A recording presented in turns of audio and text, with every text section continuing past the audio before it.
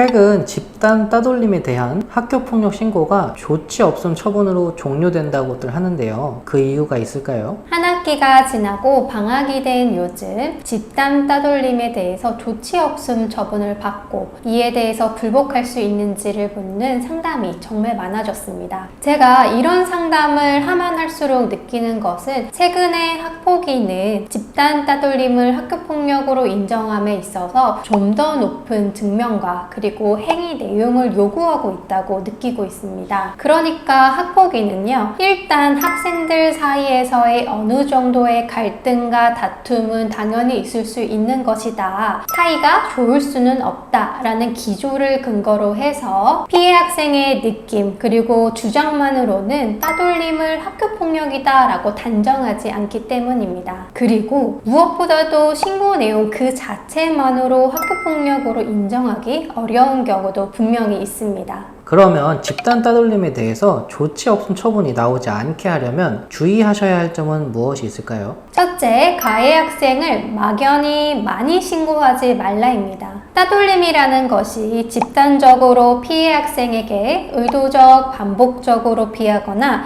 다른 학생들과 어울리지 못하도록 막는 행위를 말하는데요. 바로 집단성이 중요한 부분입니다. 그렇다 보니까 일부 학부모님들께서는 피해의 심각성을 강조하고 싶어서 가해 관련 학생들을 많이 신고하려고 하시는 부분도 있는데요. 하지만 따돌림일수록 그 자리에 있었다, 아니면 가해자들이랑 어울리는 학생이다 라는 이유만으로 가해 관련 학생으로 신고해서는 안 됩니다. 이런 신고는 무작위적인 학교폭력 신고로 보여질 수가 있고요.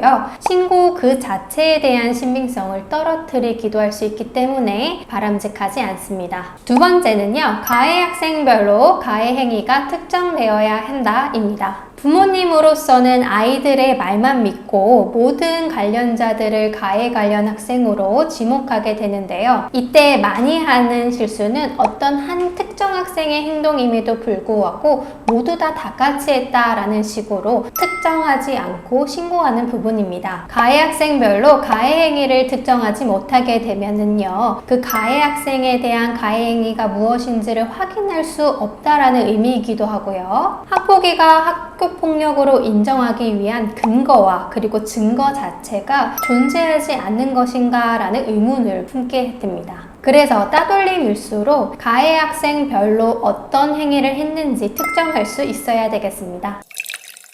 사이다 학교폭력. 집단 따돌림은 최근 더욱 교모해지고 피해 학생이 받게 되는 피해는 날로 갈수록 심각해지고 있습니다. 특히 따돌림의 경우에는 가해 학생들은 모두 입을 맞춰서 나는 그런 적이 없다, 저 아이도 그런 적이 없다 라고 이야기를 하기 때문인데요. 이런 부분으로 집단 따돌림의 피해를 받고 있음에도 학교폭력으로 인정되는 경우가 매우 드물고 어려운 상황입니다. 이렇게 따돌림으로 많은 피해를 받고 있지만 학교폭력으로 인정되지 않아서 어려움을 겪고 계신다면 저에게 상담문을 주시면 이 어려움을 같이 해결해 나가도록 하겠습니다. 오늘도 시청해 주셔서 감사합니다.